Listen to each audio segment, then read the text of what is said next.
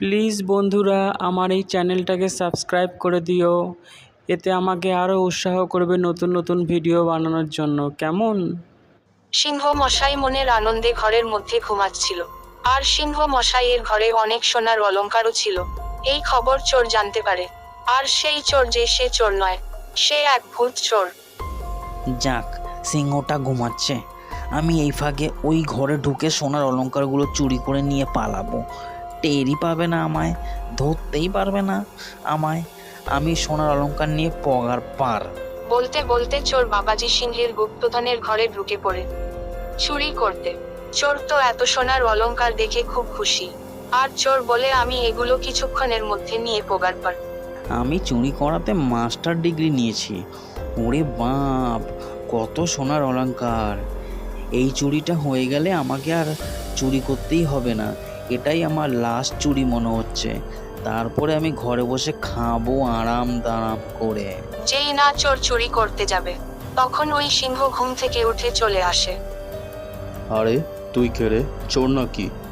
আমার সিন্ধুকের ঘরে ঢুকেছিস তুই? দাঁড়া, আমি এখনই তোকে আমি স্প্রে করছি। বাবারে বাবা, আমার চোখগুলো কি জ্বালা করছে! আমি আর থাকতে পারছি না, লঙ্কার গুঁড়ো দিয়ে জল ছিটিয়েছে চোখের মধ্যে। ওরে বাবারে, আমি পালাই। এরপর ভূত চোরের চোখ লাল হয়ে যায়, আর চোখ খুব জ্বলতে থাকে, যার কারণ সে ভালো মতন দেখতে পাচ্ছিল না। ওহ, কি জন্য যে গেলাম চুরি করতে, চুরিও করতে পারলাম না। তারপর লঙ্কার গুঁড়োর জল মিশিয়ে আমাকে চোখের মধ্যে দিয়ে দিল। চোখটা এখন লাল হয়ে গেছে, দেখতে পাচ্ছি না ভালো মতন। এরপর ভূত চোর মনে মনে ফন্দি বাদ দিয়ে লাগলো, সিংহকে কি করে জব্দ করতে হয়। চোর আবার সিংহর ঘরে যায় সিংহকে মারতে। না, এবার আমি সিংহকে মারতেই যাব। সিংহর বাড়িতে ওকে মারতেই হবে, না হলে আমার শান্তি হবে না। আমার গায়ে হাত দিয়েছে, ওকেও আমি মারবো, তারপরে আমার শান্তি হবে। দেখি ওকে কে বাঁচায়। এই হচ্ছে আমার কাস্তে, এই কাস্তে দিয়ে ওকে আমি ফাস্তে করে দেব।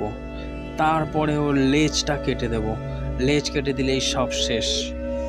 এরপর চোরটা সিংহুর বাড়িতে গিয়ে জানালা দিয়ে উঁকি মেরে দেখে সিংহ কি করছে। সিংহ ঘুমাচ্ছে দেখে চোর বাড়ির ভিতরে ঢুকে পড়ে। খুব ভালোই হয়েছে, সিংহ ঘরের মধ্যে ঘুমাচ্ছে। এই সুযোগে আমি ঘরে ঢুকে সিংহকে মেরে ফেলবো। সিংহ, তুই ঘুমা, আমি আসছি আমার বদলা নিতে।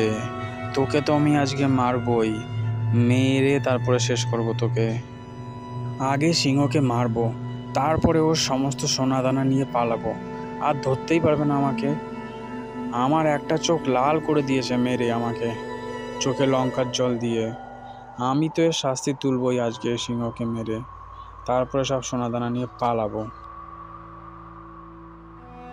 যেই না চোর সিংহকে মারতে যাবে, ঠিক তখনই সিংহ আবার জেগে যায় ঘুম থেকে। আর সিংহ আবার স্প্রে করতে থাকে লঙ্কার জল ভূতের আরেকটা চোখে। আর ভূত বাবাজি পালাও পালাও করতে করতে দৌড়াতে থাকে। ওরে বাবা, পালাই! একটা চোখ তো আমি আগেই খেয়েছি চুরি করতে এসে, আরেকটা চোখও খেলাম সিংহকে মারতে এসে। চোখ দুটো যেন আমার এমন লাল হয়েছে, যেন আমাকে দেখতে ভূতের মতো লাগছে।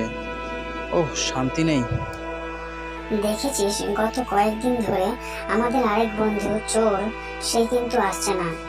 চুরি করতে গিয়ে ওকে কেউ মেরে টেরেও দিল নাকি, তাও তো বুঝতে পারছি না। ঠিকই বলেছিস তো, 4 নম্বর বন্ধু যে আছে ও তো আবার চোর। ও কিন্তু অনেকদিন ধরেই আসছে না আমাদের কাছে। চুরি করতে গিয়ে দেখ, মালটাকে হয়তো কেউ মেরেছে, আর তাই জন্য গ্রাম থেকে অন্য গ্রামে চলে গেছে। এই দেখ, মালটা চলে এসছে বলতে বলতে। অনেকদিন বাঁচবে রে। হ্যাঁ রে, মালটা অনেকদিন বাঁচবে। আরে বন্ধু, তুই 2 দিন ধরে আসছিস না কেন রে? আমাদের চিন্তা হচ্ছিল। আর তোর চোখ দুটো এরকম ভূতের মতো লাল লাল কেন রে? পুরো ভূতের মতো লাগছে তোকে একদম।